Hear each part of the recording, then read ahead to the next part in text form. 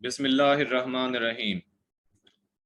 Students, we are studying chapter 5, chemistry 9th class. This chapter is about physical states of matter. In previous lectures, we discussed properties of gases and liquids properties were also discussed. We also explained Boyle's law, Charles' law about gases, they were there. And different properties of liquids such as evaporation, boiling point, etc. And the factors which affect these physical properties, they were explained. If you have any question, you can ask. Otherwise, we move forward to our today's lesson that will be regarding diffusion, and then solids properties will be discussed. And after this, at the end, I shall try to complete numericals and exercise of this chapter. Yes, but any question from your side? No. Okay.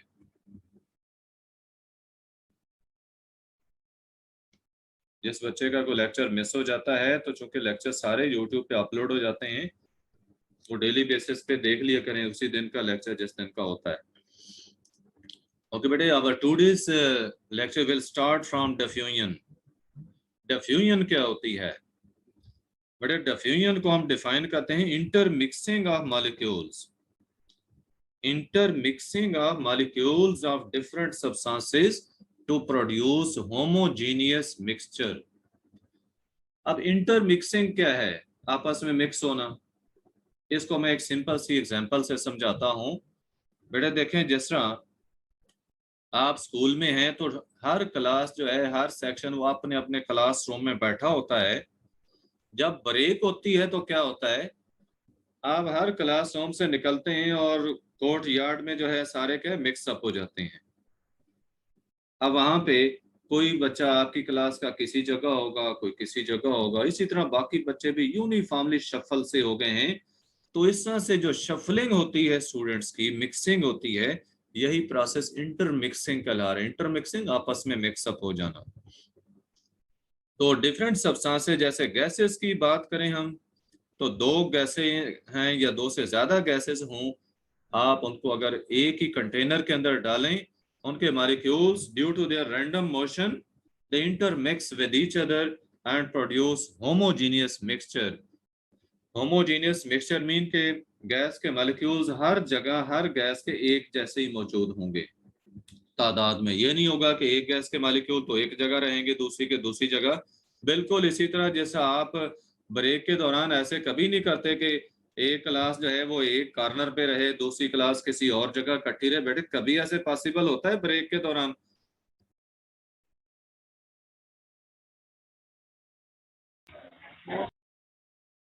नहीं होता. उसकी वजह क्या होती है? You are allowed to move freely. आप freely move कर सकते हैं. You have freedom to go anywhere, to mix up with others. आपको फ्रीडम होती है. तो बेटे गैसेस के मॉलिक्यूल्स की भी इसी तरह फ्रीडम होती है. या हम लिक्विड्स की जो बात कर रहे हैं, तो लिक्विड्स के मॉलिक्यूल्स भी फ्रीली मूव कर सकते हैं. रैंडम मोशन होती है लिक्विड के मॉलिक्यूल्स में भी. और ये मॉलिक्यूल्स का बताया है, it occurs, this movement occurs from higher concentration to lower concentration. ज्यादा कंसंट्रेशन वाली जगह से कम कंसंट्रेशन वाली जगह की तरफ ये मूवमेंट होती है. ये डायरेक्शन बताई मूवमेंट की. And this movement continues until we get homogeneous mixture. हाँ जी, यहां तक बात की समझ आ गई आपको?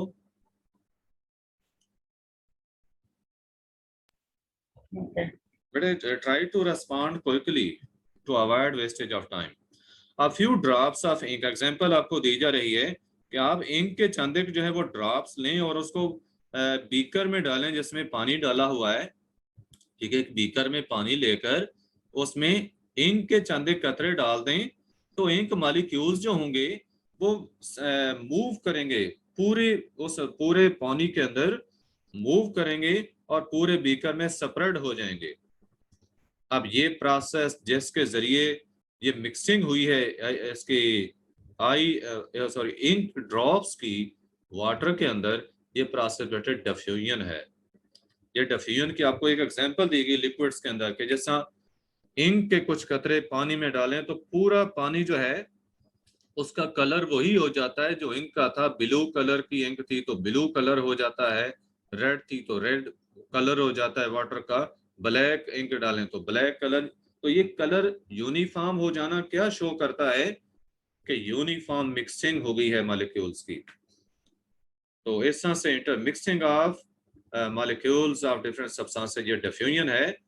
रेट ऑफ डिफ्यूजन का बताया लिक्विड्स की जो है ये स्लो होती है as compare to gases. Gases की निस्बत लिक्विड्स के मॉलिक्यूल्स की डिफ्यूजन स्लो होती है। कोई बच्चा बता सकता है इसकी क्या वजह है? सर किसकी? गैसेस के अंदर डिफ्यूजन फास्ट होती है, लिक्विड्स का बताया कि डिफ्यूजन स्लो होती है, इसकी क्या वजह?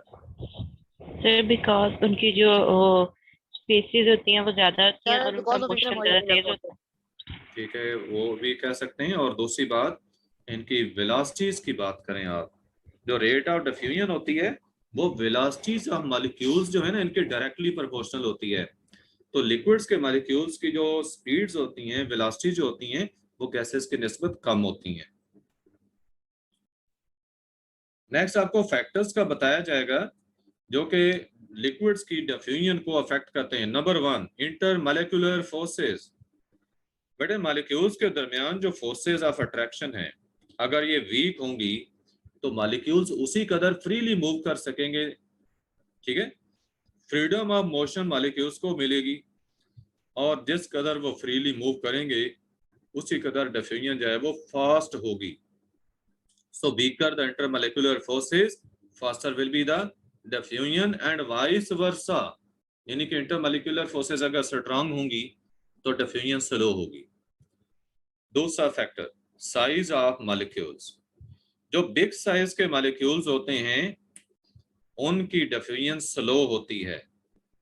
एग्जांपल आपको देगी है कि honey diffuses slowly in water than that of alcohol in water. क्योंकि अल्कोहल के मॉलिक्यूल जो हैं वो छोटे साइज में होते हैं, हनी के शहद के जो मॉलिक्यूल्स हैं वो बड़े होते हैं। देखें बेटे, जब मॉलिक्यूल का साइज बड़ा है तो उसका मास भी ज्यादा होगा। और रेट ऑफ डिफ्यूजन का याद रखें कि ये मास ऑफ मॉलिक्यूल जो है उसके स्क्वायर रूट के इनवर्सली प्रोपोर्शनल है। ये मैंने आपको रेट ऑफ डिफ्यूजन का रिलेशनशिप बताया मास ऑफ मॉलिक्यूल के साथ। मास ऑफ मॉलिक्यूल का स्क्वायर रूट लें तो उसके इनवर्सली प्रोपोर्शनल है रेट ऑफ डिफ्यूजन।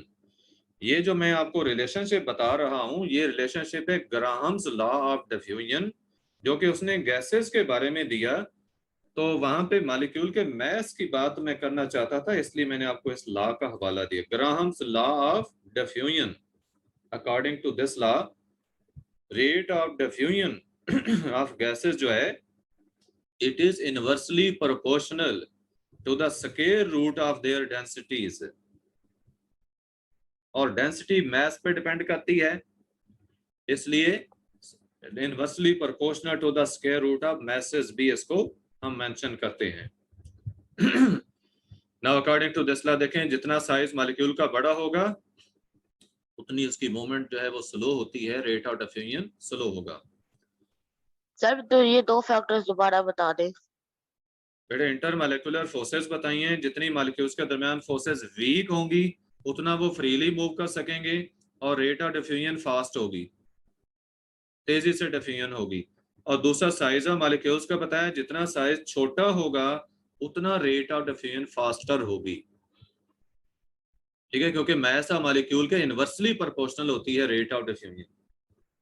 मास के स्क्वायर रूट की अगर एग्जैक्टली हम बात करें तो मास ऑफ मॉलिक्यूल के स्क्वायर रूट के इनवर्सली प्रोपोर्शनल है rate of diffusion.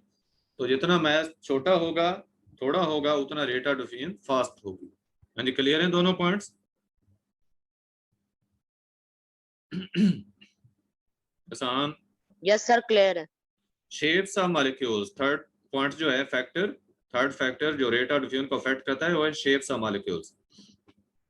Regular shaped molecules अगर हों तो वो फास्टर डिफ्यूज करते हैं as compare to irregular shaped molecules. अब उसकी वजह क्या होती है कि जो रेगुलर शेप्ड मॉलिक्यूल्स होते हैं वो बेटे इजीली स्लिप हो जाते हैं ओवर ईच अदर और फास्टर मूव करते हैं।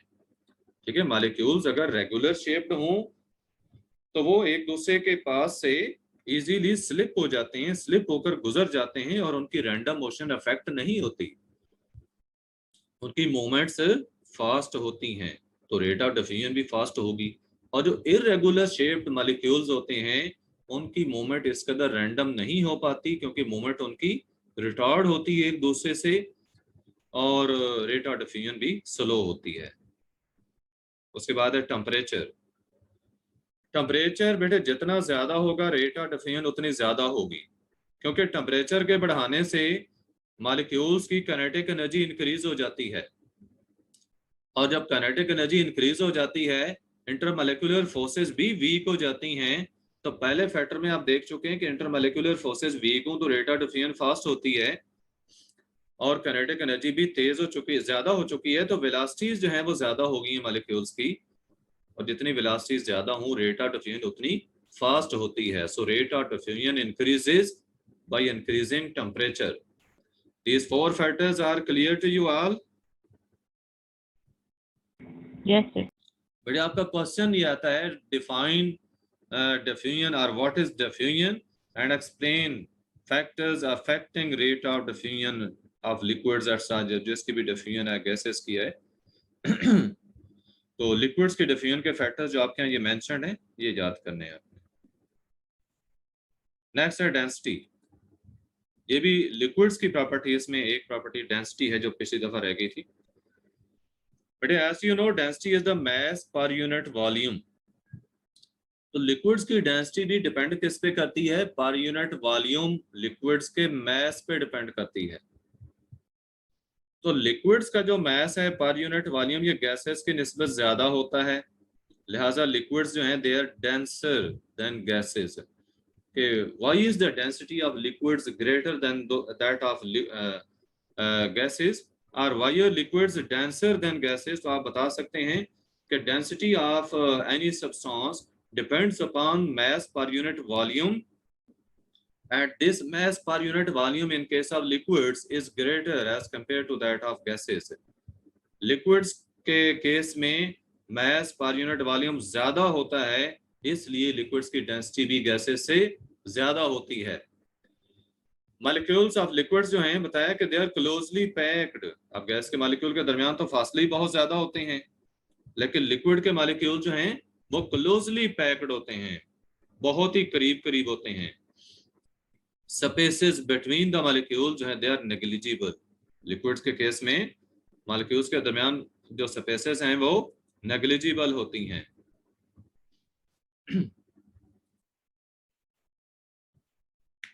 आप थर्ड पॉइंट की बात कर रहे हैं मॉलिक्यूल्स ऑफ लिक्विड्स की, ठीक है? थर्ड और फोर्थ। ओके बेटा देखें, लिक्विड्स के मॉलिक्यूल्स का बताया कि दे आर क्लोजली पैक्ड, बहुत करीब करीब होते हैं।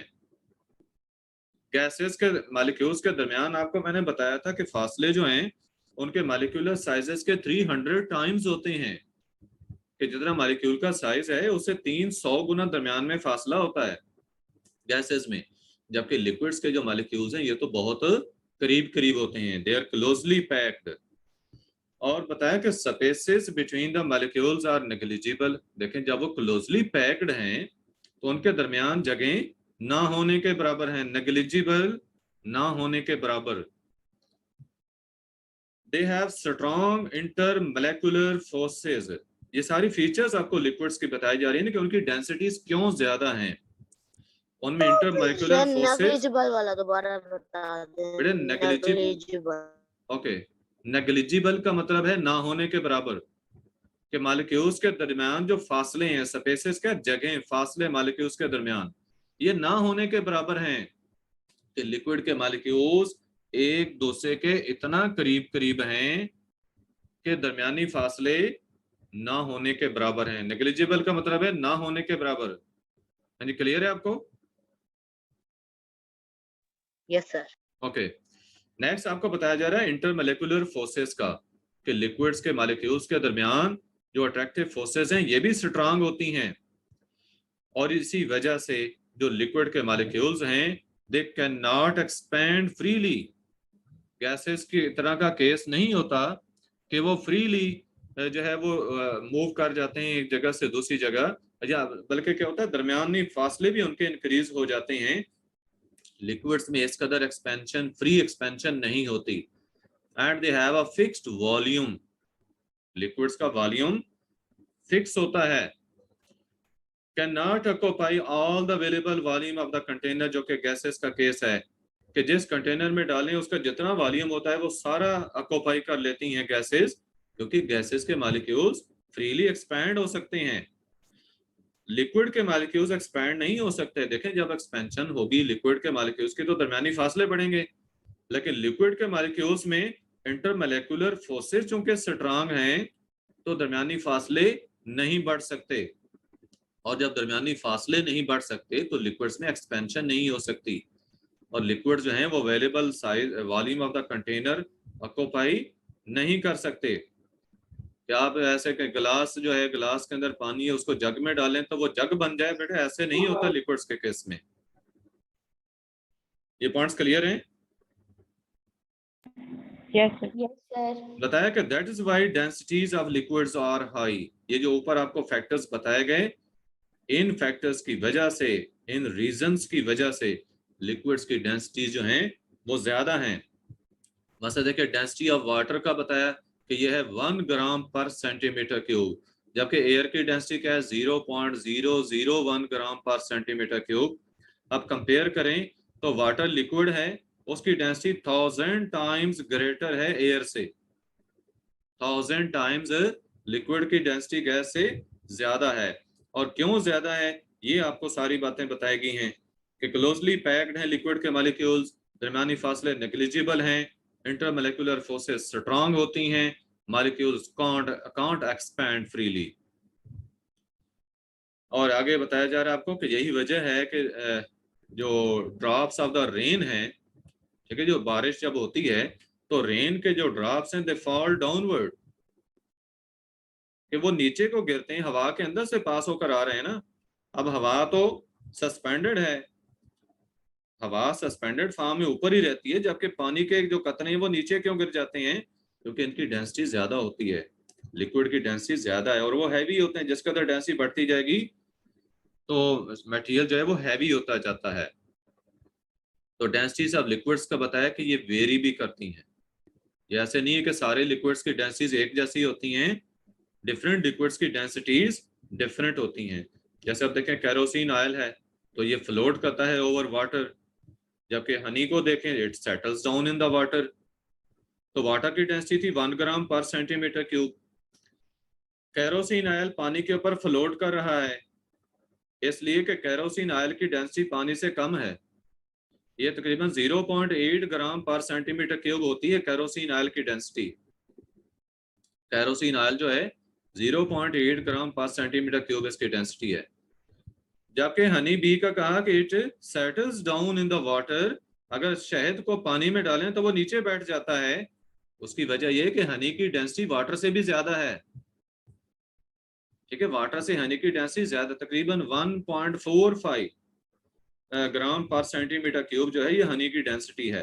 तो पानी की चूंकि 1 थी तो कंपैरेटिवली आप देख रहे हैं कि जिसकी डेंसिटी सबसे कम है यानी कैरोसिन ऑयल वो टॉप लेयर पे है, उसके नीचे पानी और जो हनी है वो सबसे नीचे बॉटम पे चला गया, क्योंकि उसकी डेंसिटी ज्यादा थी। जिस कदर डेंसिटी ज्यादा होगी उसी कदर मटेरियल हैवी हो जाता है। हाँ जी बेटा, डेंसिटी की चीजें क्लियर हैं? Yes sir. Okay, next we start solid state. बेटा ये थर्ड स्टेट ऑफ मैटर है, जिसे सॉलिड स्टेट हम कह रहे हैं। तो सॉलिड्स की शेप भी डेफिनेट होती है और इनका वॉल्यूम भी डेफिनेट होता है। मॉलिक्यूल्स सॉलिड्स के जो हैं they are very close to one another, very closely packed होते हैं सॉलिड्स के मॉलिक्यूल्स। लिक्विड्स के भी क्लोजली पैक थे, लेकिन उनमें फिर भी रैंडम मोशन होती है, मॉलिक्यूल स्लिप होकर एक दूसरे के ऊपर से पास हो जाते हैं। जबकि सॉलिड्स के केस में सिर्फ वाइब्रेटरी मोशन होती है, सॉलिड्स के मॉलिक्यूल्स रैंडमली मूव नहीं कर सकते। यही वजह है कि इनकी शेप इनका वॉल्यूम मखसूस होता है। रैंडम मोशन इनमें नहीं होती। हाँ, रैंडम मोशन की वजह से तो हम शेप को वैसे डिफाइन करते हैं ना, तो शेप इसकी जो है सॉलिड्स की, बट सॉलिड की शेप जो है वो डेफिनेट होती है। लिक्विड की शेप डेफिनेट इसलिए नहीं होती क्योंकि उसके मॉलिक्यूल्स में रैंडम मोशन होती है, और गैसेस के केस में भी ऐसे ही था। तो सॉलिड्स की शेप क्यों डेफिनेट होती है? क्योंकि इनके मॉलिक्यूल्स रैंडमली मूव नहीं कर सकते, सिर्फ वाइब्रेटरी मोशन होती है, अपनी जगह के आगे पीछे मूव करते रहते हैं एक ही जगह के। तो इंटरमोलेक्युलर फोर्सेस जो हैं इतनी स्ट्रांग होती हैं सॉलिड्स के मॉलिक्यूल्स के दरमियान के जो मॉलिक्यूल्स हैं या पार्टिकल्स जो हैं सॉलिड्स के, they seem to be motionless, almost they are motionless, के तकरीबन ऐसे जैसे हरकत ही नहीं करते। Although they have vibratory motion, लेकिन वो अपनी मेन पोजीशन, एक ही जगह के आगे पीछे मूवमेंट होती है, तो ऐसे महसूस होता है जैसे सॉलिड्स जो हैं वो मोशनलेस हैं। Hence they cannot diffuse। ठीक है, डिफ्यूजन सॉलिड्स में इस वजह से नहीं होती। देखो कोई से दो सॉलिड्स को एक दूसरे के साथ मिला दें तो ऐसे कभी नहीं होता कि यूनिफॉर्म मिक्सचर बन जाए जैसा गैसेस और लिक्विड्स में होता है, क्योंकि सॉलिड्स में डिफ्यूजन नहीं होती। ओनली वाइब्रेशनल मोशन पाई जाती है सॉलिड्स के अंदर, कि वाइब्रेट कर सकते हैं मॉलिक्यूल्स। बेटे कोई क्वेश्चन ऐसे regarding? No sir. Typical properties आगे आपको सॉलिड्स की बताई जा रही हैं। सर हमने ये वो नहीं करना, टेस्ट योरसेल्फ, क्या चीज? टेस्ट योरसेल्फ नहीं करना। टेस्ट योरसेल्फ इसके बाद, इस टॉपिक के बाद। अभी बेटा आपकी मैं अटेंडेंस एक दफा दोबारा ले लूं।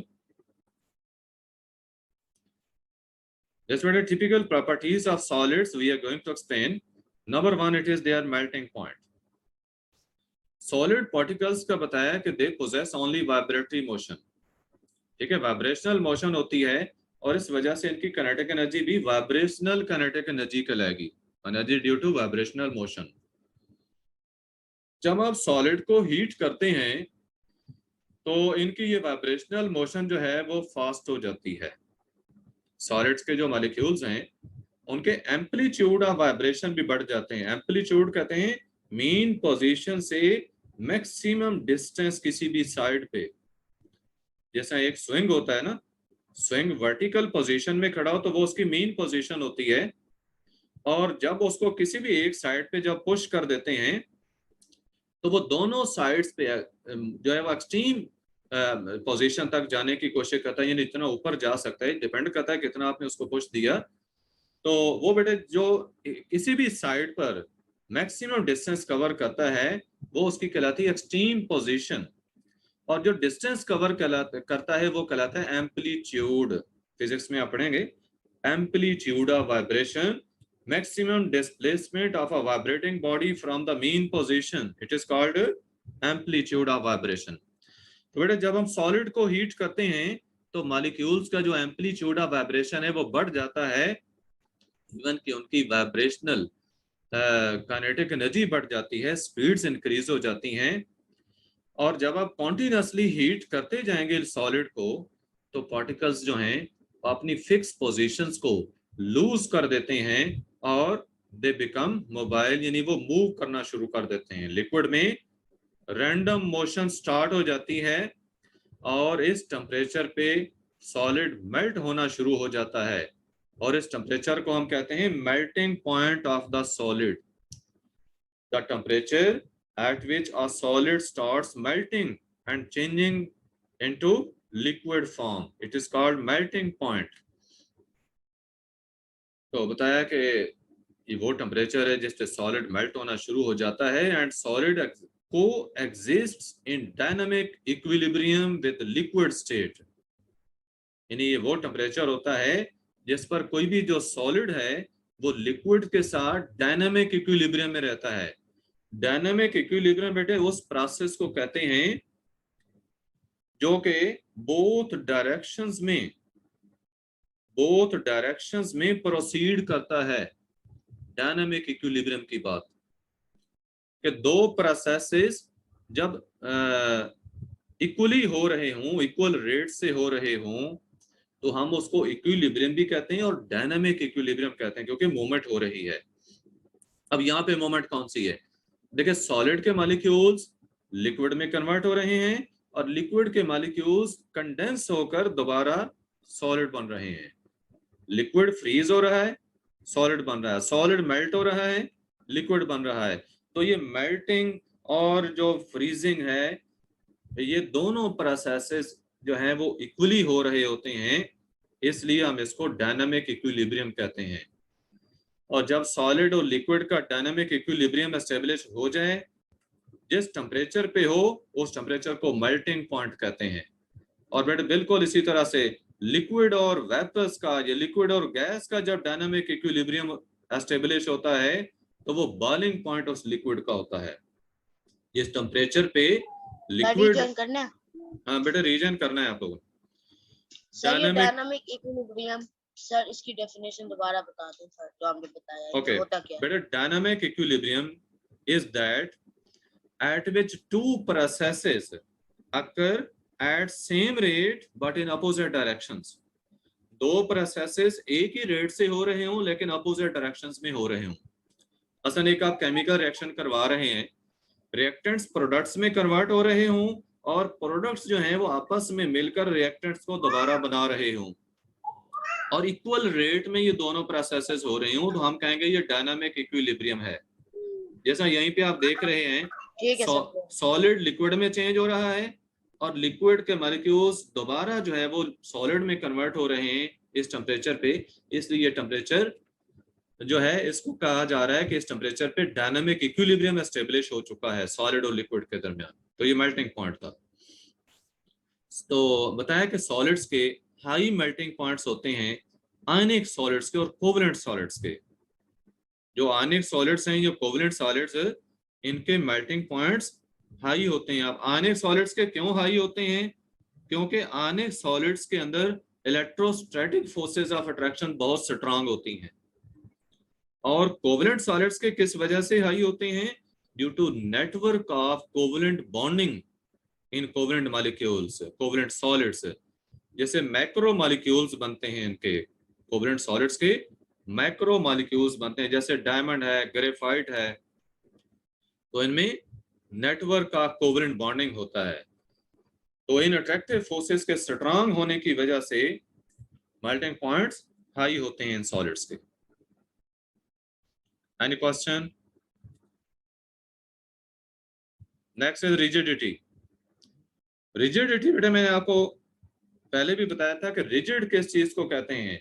अगर आप कोई सी भी चीज जो है उसको हाथ में लें, उसको प्रेस करें, या उसके ऊपर आप हाथ रखकर उसको प्रेस करें और वो उसके पार्टिकल्स के दरमियानी फासले चेंज ना हो, ठीक है, उसकी शेप चेंज नहीं होती, तो इसका मतलब उसके पार्टिकल्स के दरमियानी फासले चेंज नहीं हुए, तो हम उससे कहते हैं रिजिड। उस ऑब्जेक्ट को हम रिजिड कहते हैं और उसकी इस प्रॉपर्टी को रिजिडिटी कहते हैं।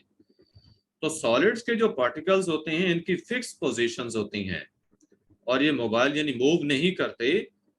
They are rigid in their structure.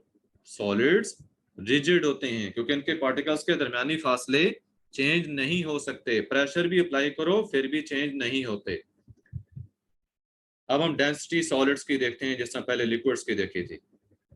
Liquids का बताया कि they are denser than liquids and gases. Solids जो हैं इनकी डेंसिटी लिक्विड और गैसेस से ज्यादा होती है। वजह क्या है? मॉलिक्यूल जो हैं यानी कि जो पार्टिकल्स हैं वो क्लोजली पैक्ड हैं। No empty spaces are there between the particles of solids. They have highest densities among the three states. जो कि सॉलिड, लिक्विड, गैस, आपको थ्री स्टेट्स मैटर की बताई गई, तो बताया कि तीनों के अंदर सॉलिड्स की डेंसिटी हाईएस्ट होती है, सबसे ज्यादा होती है। मसला देखें, एल्यूमिनियम है मेटल, तो इसकी डेंसिटी है 2.7 ग्राम पर सेंटीमीटर क्यूब। आयरन की डेंसिटी 7.86 ग्राम पर सेंटीमीटर क्यूब। गोल्ड को देखें, इसकी डेंसिटी सबसे ज्यादा आ रही है 19.3 ग्राम पर सेंटीमीटर क्यूब। तो हायर डेंसिटी, हाईएस्ट डेंसिटीज जो हैं सॉलिड्स की, किस वजह से हैं? क्योंकि इनके मॉलिक्यूल्स टाइटली पैक्ड हैं। No empty spaces are there, strongest intermolecular forces are present, so they are much denser. और जब डेंसर हैं तो लाजिम बात है हैवी भी होंगे। बेटे टेस्ट योरसेल्फ क्वेश्चंस 5.4। पहला क्वेश्चन है कि why does evaporation increase with the increase of temperature. Temperature के बढ़ाने से इवेपोरेशन क्यों बढ़ जाता है? बेटे temperature due to kinetic energy of molecules. Well done. बेटे टेम्परेचर को बढ़ाएंगे तो किनेटिक एनर्जी मॉलिक्यूल्स की इंक्रीज हो जाएगी, और जिस कदर किनेटिक एनर्जी बढ़ेगी लाजिम बात है वेलोसिटीज बढ़ जाएंगी। किनेटिक एनर्जी इक्वल होती है 1/2 mv², तो वेलोसिटीज बढ़ गई। रेट ऑफ इवेपोरेशन जो है ये वेलोसिटीज के डायरेक्टली रिलेटेड है, प्रोपोर्शनल है, तो इवेपोरेशन बढ़ जाएगी। ऐसे भी देखें ना, जब किनेटिक एनर्जीज बढ़ जाएंगी तो मॉलिक्यूल जो हैं वो इंटर मॉलिक्यूलर फोर्सेस को डोमिनेट करते हुए, उनको ओवरकम करते हुए एस्केप करेंगे, तेजी से लिक्विड को एस्केप करेंगे, तो रेट ऑफ इवेपोरेशन इंक्रीज हो जाएगा। दूसरा क्वेश्चन है कि what do you mean bye condensation. Condensation क्या होता है? The process of changing of gas or vapor into liquid is called condensation. Well done. Gas का या वेपर्स का लिक्विड्स में चेंज होना जो है, इस प्रोसेस को कंडेंसेशन कहते हैं। Third question, why is vapour pressure higher at higher temperature. Sir, because the kinetic energy of molecule increases. बिल्कुल ठीक। हाई टेम्परेचर पे किनेटिक एनर्जी मॉलिक्यूल्स की इंक्रीज हो जाती है, और जब किनेटिक एनर्जी इंक्रीज हो जाती है तो एस्केप उनका ज्यादा हो जाता है।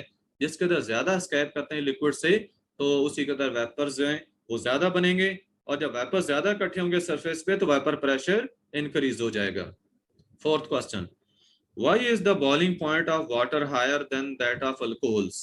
Sir, Sir, due to because greater water is a hydrobonding common in liquid and water. has high Yes, intermolecular water forces के than मॉलिक्यूल्स alcohol. में हाइड्रोजन बॉन्डिंग स्ट्रॉन्गर होती है अल्कोहल के मॉलिक्यूल्स के निस्बत। इंटरमॉलिक्यूलर फोर्सेस स्ट्रांग है water में। हाँ जी बेटे, हम चौथा क्वेश्चन डिस्कस कर रहे थे, मीटिंग डिस्कनेक्ट हुई। कि बॉइलिंग पॉइंट वाटर का हायर इसलिए है कि वाटर के मॉलिक्यूल्स के दरमियान जो इंटरमॉलिक्यूलर फोर्सेस हैं, जो कि हाइड्रोजन बॉन्डिंग है, वो स्ट्रांग है as compare to that of alcohol. पांचवा क्वेश्चन है कि what do you mean by dynamic equilibrium. जब मैं That आपको the पहले, state at which the rate of evaporation becomes equal to the rate of condensation. हाँ बिल्कुल ठीक, आप इवेपोरेशन और कंडेंसेशन के हवाले से बताएंगे तो यही बात बताएंगे। अगर आप जनरल बताएंगे, आप बताएंगे कि when two processes occur at the same rate but in opposite directions, then it is termed as dynamic equilibrium। जैसे इवेपोरेशन और कंडेंसेशन दोनों जब प्रोसेसेस एक ही रेट से हो रहे हों तो हम उसे डायनामिक इक्विलिब्रियम कहते हैं। इसी तरह सॉलिड्स और लिक्विड्स के दरमियान जो है डायनामिक इक्विलिब्रियम एस्टेब्लिश होता है। Sixth question, why are the rates of diffusion in liquids slower than that of gases. Sir, because Sir, liquids due have to stronger intermolecular forces, sir. and very less empty spaces and kinetic energy. हाँ, due to comparative strength of intermolecular forces को देखें, it is stronger in liquids. Liquids में जो intermolecular forces हैं वो strong होती हैं, gases में वीक होती हैं, और गैसेस के दरमियान फासले भी बहुत ज्यादा होते हैं। रैंडम मोशन होती है गैस के मॉलिक्यूल्स में, स्पीड ज्यादा होती हैं, इस वजह से गैसेस की डिफ्यूजन फास्ट होती है, लिक्विड्स की स्लो होती है। सातवां क्वेश्चन है कि why does rate of diffusion increase with increase of temperature। Sir, because rate of diffusion As weakens the the kinetic intermolecular energy of forces due to molecules highly kinetic energy of the molecules. Yes, kinetic energy increase हो जाती है, intermolecular forces decrease हो जाती हैं, week हो जाती हैं, Sir, yes.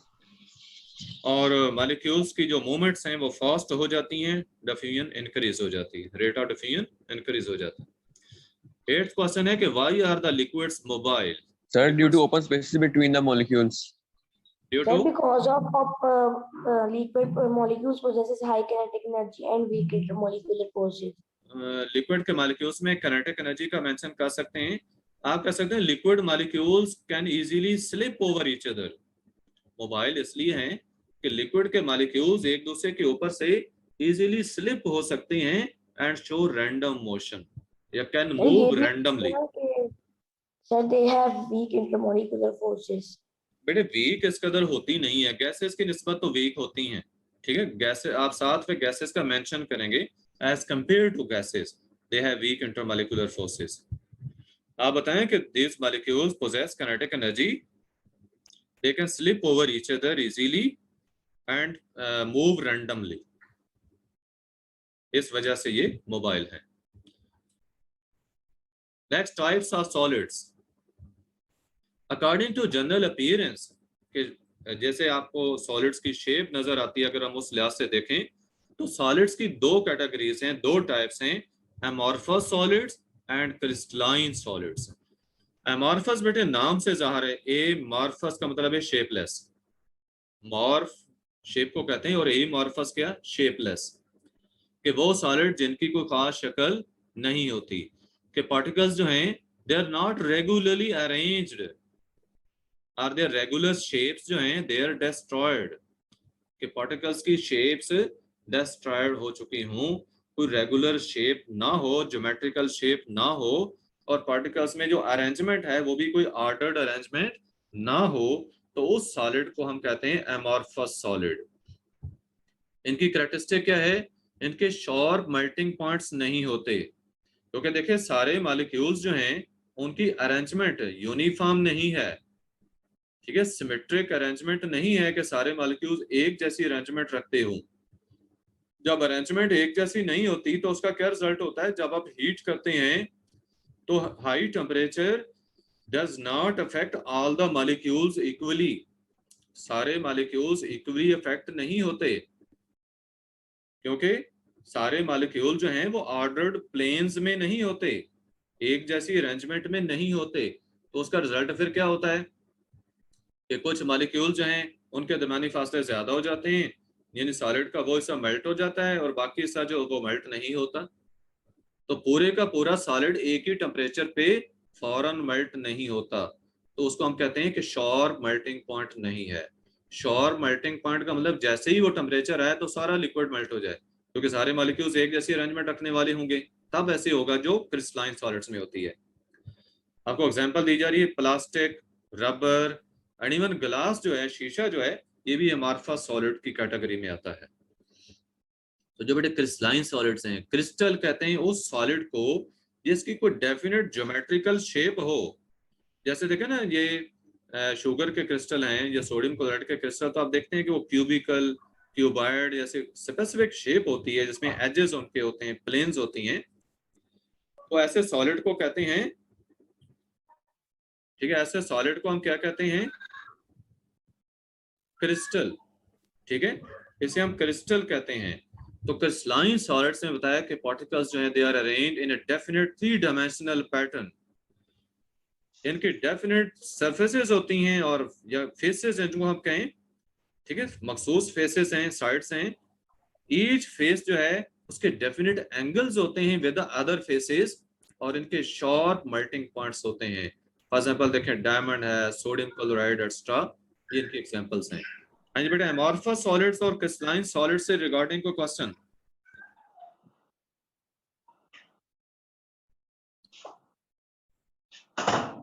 Next allotropy. बेटा एलोट्रॉपी कहते हैं, यस सर क्रिस्टलाइन सॉलिड दोबारा समझा दो। ओके बेटा, क्रिस्टलाइन सॉलिड्स में आपको मैंने बताया है कि ऐसे सॉलिड्स जिनके अंदर उनके पार्टिकल्स डेफिनेट 3 डायमेंशनल पैटर्न में अरेंज्ड हों, एक मखसूस पैटर्न में अरेंज हो, और सारे मॉलिक्यूल्स का जो पैटर्न ऑफ अरेंजमेंट है वो एक जैसा हो, उसे कहते हैं क्रिस्टलाइन सॉलिड। अब इनकी कैरेक्टरिस्टिक्स क्या हैं, इनकी सरफेसेस जो होती हैं वो मखसूस होती हैं, डेफिनेट सरफेसेस या साइड्स जो हैं, फेसेस जो हैं वो डेफिनेट होती हैं, यानी एक जैसी होंगी, और हर फेस का दूसरे के साथ जो एंगल होगा वो भी डेफिनेट होगा, मखसूस होगा, ठीक है। अगर 90 का एंगल फॉर एग्जांपल बने, वो सारे एंगल 90 के ही होंगे, सारी फेसेस के एक दूसरे के साथ। इनके मेल्टिंग पॉइंट बड़े शार्प होते हैं, मींस के जब इनका मेल्टिंग पॉइंट आता है तो फौरन ही सारा सॉलिड मेल्ट हो जाता है, लिक्विड बन जाता है। एग्जांपल्स आपको बताएगी डायमंड, सोडियम क्लोराइड वगैरह। हाँ जी, क्लियर है? Yes sir. ओके। एलोट्रॉपी, किसी एलिमेंट का डिफरेंट फॉर्म्स में, डिफरेंट फिजिकल स्टेट्स में एग्जिस्ट करना, ठीक है, डिफरेंट फिजिकल स्टेट्स में एग्जिस्ट करना, जिनकी फिजिकल प्रॉपर्टीज तो डिफरेंट होंगी लेकिन केमिकल प्रॉपर्टीज एक जैसी होती हैं, तो उन्हें कहते हैं एलोट्रॉप्स, और इस फिनोमिना को एलोट्रॉपी कहते हैं। यानी एलोट्रॉपी क्या है, कोई भी एलिमेंट जब डिफरेंट फिजिकल स्टेट्स में पाया जा रहा है कि फिजिकल स्टेट्स उसके डिफरेंट हैं और उसकी फिजिकल प्रॉपर्टीज जो है वो चेंज होंगी, केमिकल चेंज नहीं होती। अब ये किस वजह से है? Number 1, existence of 2 or more kinds of molecules of an element with different number of atoms। For example देखिए ऑक्सीजन है तो O2 या O3, ठीक है, ऑक्सीजन जो है वो O2 की फॉर्म में हो या फिर O3 की फॉर्म में हो। अब यहाँ पे किस चीज का फर्क आ रहा है? दोनों में नंबर ऑफ एटम्स का फर्क आ रहा है कि कुछ मॉलिक्यूल्स जो हैं वो O2 की फॉर्म में हैं ऑक्सीजन के, और कुछ मॉलिक्यूल जो हैं वो O3 की फॉर्म में हैं जिसे हम ओजोन कह रहे हैं। तो ये O2 और O3 क्या हैं? ये दोनों एक दूसरे के एलोट्रॉप हैं, ये दोनों एलोट्रॉप्स हैं। सेकंड थिंग कि दूसरी वजह क्या हो सकती है एलोट्रॉपी की? डिफरेंट अरेंजमेंट ऑफ 2 और मोर एटम्स और molecules in the crystal of the element. कि एलिमेंट का जो क्रिस्टल बना है उसमें एटम्स की या मॉलिक्यूल्स की जो अरेंजमेंट है वो डिफरेंट है। यानी मॉलिक्यूल्स के अंदर एटम्स की तादाद सेम है, मॉलिक्यूल सारे एक जैसे एटम्स रखते हैं, लेकिन उन एटम्स की अरेंजमेंट डिफरेंट है। जब अरेंजमेंट डिफरेंट होगी तब भी शेप्स प्रॉपर्टीज चेंज होंगी, फिजिकल प्रॉपर्टीज, तो उसको भी हम एलोट्रॉपी कहेंगे। एग्जांपल आपको दी जा रही है सल्फर। सल्फर एलोट्रॉपी शो करता है डिफरेंट अरेंजमेंट्स ऑफ मॉलिक्यूल्स की वजह से। जैसा आपको यहाँ पे ऑक्सीजन की एग्जांपल दी गई थी ना, ये नंबर ऑफ एटम्स डिफरेंट होने की वजह से थी। सल्फर के अंदर जो एलोट्रॉपी है तो अरेंजमेंट ऑफ मॉलिक्यूल्स डिफरेंट होने की वजह से है। सल्फर के जो क्रिस्टल्स बनते हैं, अब सल्फर के सारे मॉलिक्यूल S8 होते हैं, मींस 8 एटॉमिक, हर मॉलिक्यूल में 8 एटम हैं, लेकिन अरेंजमेंट उनकी डिफरेंट होती है। They always show different physical properties but have same chemical properties। ये बेटे सारे एलोट्रॉप्स की ये प्रॉपर्टी जो शुरू में मैंने आपको डेफिनेशन में भी बताई है कि इनकी फिजिकल प्रॉपर्टीज डिफरेंट होती हैं, केमिकल प्रॉपर्टीज सेम होती हैं। क्योंकि देखो नंबर ऑफ एटम्स की वजह से डिफरेंस आ रहा है या अरेंजमेंट ऑफ मॉलिक्यूल्स की वजह से डिफरेंस आ रहा है, इसलिए केमिकल प्रॉपर्टीज चेंज नहीं होंगी, वो सेम रहेंगी, फिजिकल प्रॉपर्टीज चेंज होंगी। बेटे एलोट्रॉपी क्लियर है? Existence of an element into 2 or more different forms that have same chemical properties but different physical properties are called, Okay, sir. yes, this existence is called allotropy, और वो जो forms हैं वो allotropes कहलाते हैं। Transition temperature क्या होता है? बेटे ये जो एलोट्रॉप्स होते हैं सॉलिड्स के, इनकी डिफरेंट अरेंजमेंट होती है एटम्स की स्पेस में किसी भी टेम्परेचर पे। कोई भी टेम्परेचर आप लें तो उस टेम्परेचर पे इसके मॉलिक्यूल्स की जो अरेंजमेंट है वो डिफरेंट होती है। जैसे पीछे आपने सल्फर के केस में देखा है कि सल्फर के एलोट्रॉप्स अरेंजमेंट ऑफ मॉलिक्यूल्स या एटम्स के डिफरेंट होने की वजह से है, ठीक है, अरेंजमेंट डिफरेंट होने की वजह से है। अब एटम्स की जो अरेंजमेंट है ये टेम्परेचर के चेंज होने से चेंज हो जाती है और न्यू एलोट्रॉपिक फॉर्म जो है वो प्रोड्यूस हो जाती है, ठीक है। एक टेम्परेचर पे एक पर्टिकुलर अरेंजमेंट थी, आपने टेम्परेचर को चेंज किया तो अरेंजमेंट चेंज हो गई और न्यू एलोट्रॉपिक फॉर्म प्रोड्यूस हो गई। उस टेम्परेचर को कहते हैं ट्रांजिशन टेम्परेचर। उस टेम्परेचर को ट्रांजिशन टेम्परेचर कहेंगे जिस टेम्परेचर पे कोई से भी दो एलोट्रॉप्स जो हैं वो इन इक्विलिब्रियम एग्जिस्ट करते हैं एंड अबव और below that temperature only one allotrope can exist, ठीक है। ट्रांजिशन टेम्परेचर वो है जिस पे दो एलोट्रॉप्स कोएग्जिस्ट करेंगे, यानी दोनों पाए जाएंगे। अबव और below that temperature only one allotrope exist करेगा। मसलन रोम्बिक सल्फर देखें, 96 डिग्री सेंटीग्रेड से बिलो टेम्परेचर हो तो ये रोम्बिक सल्फर एग्जिस्ट करती है, ये सल्फर का एलोट्रॉप है रोम्बिक सल्फर। और अगर आप टेम्परेचर 96 से बढ़ा दें तो अरेंजमेंट चेंज होती है, मॉलिक्यूल्स की अरेंजमेंट चेंज होगी, तो चेंज होने से मोनोक्लिनिक सल्फर बन जाती है। Now above 96 degree centigrade monoclinic sulphur होगी और अगर बिलो 96 डिग्री सेंटीग्रेड टेम्परेचर है तो रोम्बिक सल्फर होगी, ठीक है। दोनों की कैरेक्टरिस्टिक्स हैं वो डिफरेंट हैं। फास्फोरस के लिहाज से देखें, फास्फोरस का बताया कि जो व्हाइट फास्फोरस है ये बहुत ही रिएक्टिव होती है, पॉइजनस है और वैक्सी सा सॉलिड है और एग्जिस्ट करती है एज टेट्रा एटॉमिक मॉलिक्यूल्स, यानी 4 एटम वाले मॉलिक्यूल होते हैं। तो 250 डिग्री सेंटीग्रेड से कम टेम्परेचर हो तो ये वाइट फॉर्म में एग्जिस्ट करती है, वाइट पाउडरी फॉर्म में। लेकिन अगर इसका टेम्परेचर 250 से ज्यादा कर दें तो फिर ये रेड फास्फोरस में कन्वर्ट हो जाती है, जो कि इसका दूसरा एलोट्रॉप है, वो लेस रिएक्टिव है, नॉन पॉइजनस है और ब्रिटल पाउडर है। ब्रिटल पाउडर क्या, जिसको आप सॉफ्ट सा पाउडर, फ्रेजाइल पाउडर या सॉफ्ट पाउडर कह सकते हैं, उसमें कन्वर्ट हो जाती है। तो दोनों की फिजिकल प्रॉपर्टीज देखें डिफरेंट हैं। Above 250 degree centigrade red phosphorus exist करेगी, below 250 degree centigrade white phosphorus exist करेगी। इसी तरह से आप टिन को देखें, 13.2 डिग्री सेंटीग्रेड टिन का ट्रांजिशन टेम्परेचर है। बिलो दिस टेम्परेचर टिन जो है वो ग्रे फॉर्म में एग्जिस्ट करती है, क्यूबिक क्रिस्टल इसके होंगे, और अगर 13.2 से ज्यादा टेम्परेचर करें तो व्हाइट टिन बन जाएगी और उसकी शेप टेट्राहेड्रल होती है, इन ज्योमेट्री उसकी चेंज होगी। हाँ जी बेटे, ट्रांजिशन टेम्परेचर क्लियर है सबको? Any student with any question?